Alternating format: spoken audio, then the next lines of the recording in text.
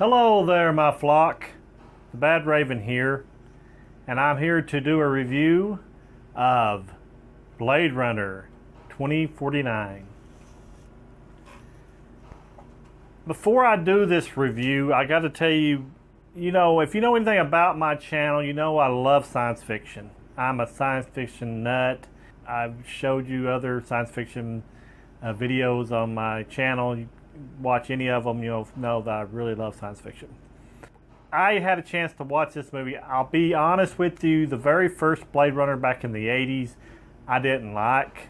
The visuals, the science fiction part of it was really cool. I mean, I thought they were really awesome for their time back in the 80s. I didn't really like the original, so I didn't know what to think of this one because I had a chance to go watch it on the big screen, and I didn't want to regret not seeing it on the big screen, and I don't regret watching this movie. The only reason I say that is because I'm a science fiction fan. If I wasn't a science fiction fan, this movie would be a little hard to sit through. This movie takes place after the events of Blade Runner. I think the Blade Runner movies were set in 2020, and this is 249. Correct me if I'm wrong in the comment section. Of course, Harrison Ford was in the original, and he's in this one too.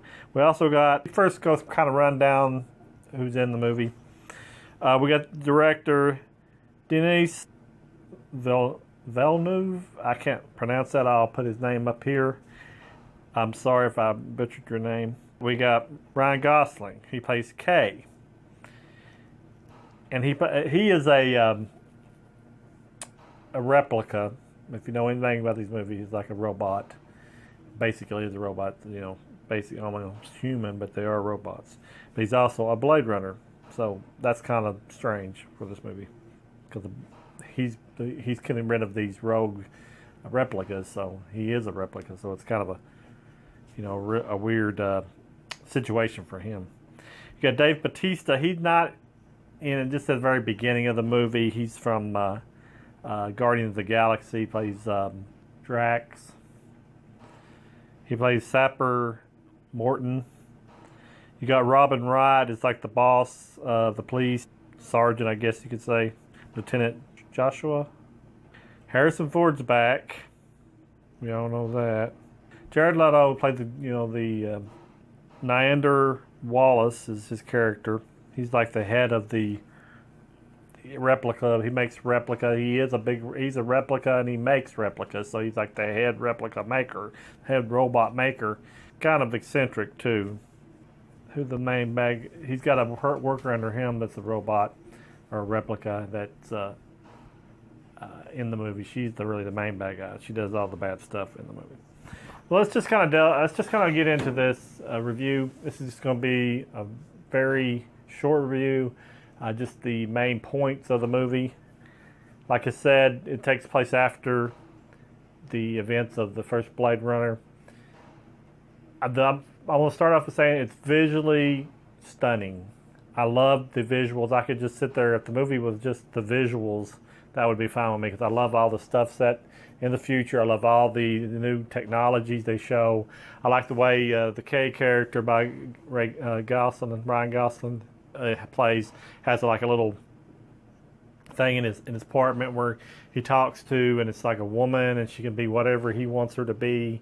She changes clothes like with the drop of a hat. She can be everything, but you can't touch her, but she's like a real person, even though she's like a hologram.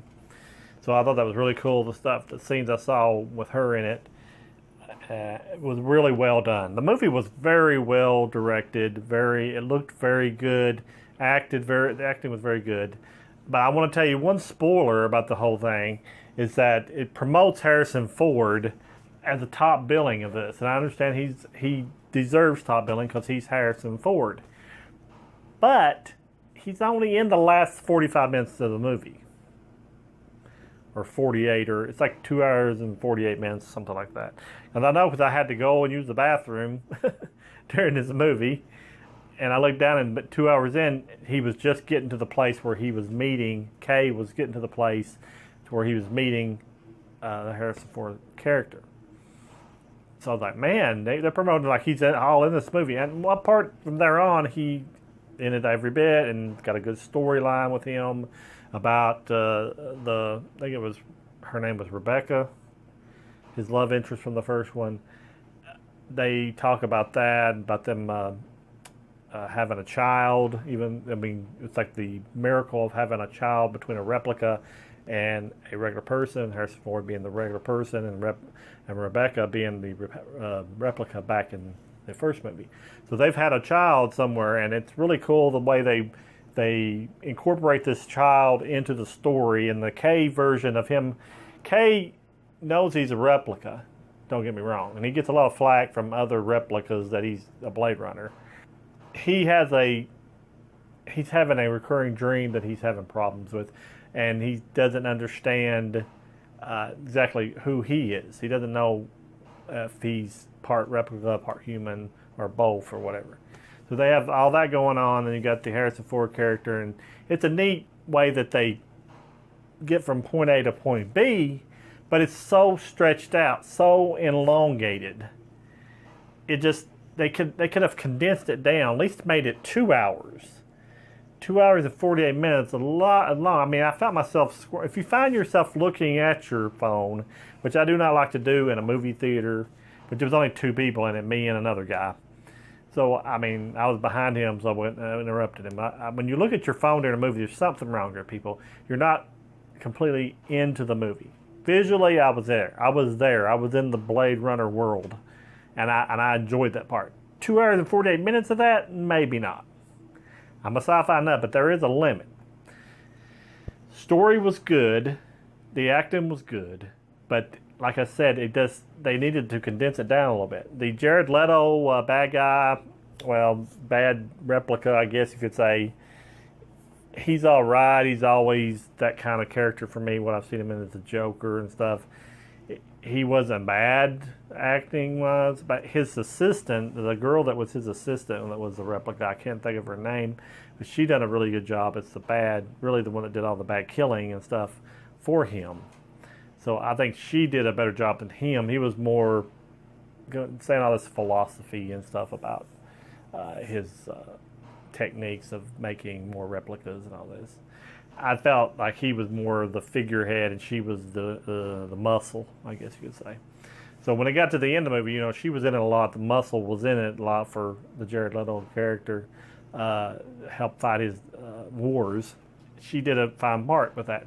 But like I'm saying, the story was good. I would probably put this in my collection just for the visuals alone. I say in ultra high def, this is going to look awesome on my television, and I would just like to show people the great scenery and stuff. And I like the way they had the city set up, and they had these huge naked girls walking through the street that were like advertising, which I didn't understand that part. But what the heck, they're huge naked girls. So I'm a guy. I hate to say that. I don't hate to say that, but I'm a guy, and that's, you know, a guy thing.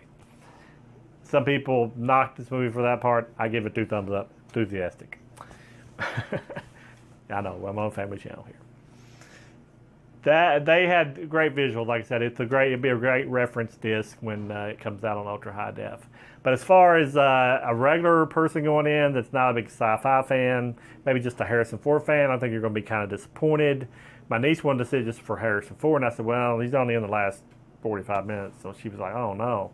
So she would have probably had a harder time staying focused until then because of all the how it drug kind of long. I mean, I understand they needed all parts of the movie at the beginning to kind of explain the latter parts, but I just think it could have found a way to speed it up. I don't know. I just didn't like that. Tell me what you thought. Did you watch it? It needed to be seen on the big screen. That's why I went and watched it on the big screen. The next day, it was like gone. So I'm glad I got to see it on their big screen down at Tri-County. It looked amazing. But tell me what you thought of it. Did you like the original Blade Runner? I didn't care for the original. I don't have it in my collection. It's not one of my 80s classics that I talk about. I know it's a classic movie. I know Ridley Scott made it. I understand that. But I just wasn't, the story didn't do anything for me. I like robots, but I didn't like it. The way they put it in there as far as all the other stuff. That's my review of Blade Runner. I know it was a quick review. It's a long movie. It's got a lot of parts to it. I think you would probably, the vast majority of you probably will not like it. But I know I always say go see it for yourself if you're interested in it, and see what you think, because it may be a masterpiece to you, and visually it is a masterpiece. But the movie wise, it could have been condensed. So I'm gonna leave it there and tell you thank you for watching my videos, and always remember that the Badraven is your friend, and we appreciate you watching, and please come back for more. We really, really enjoy you coming back and watching our videos. So we're going to let you go, and we'll talk to you later. Bye.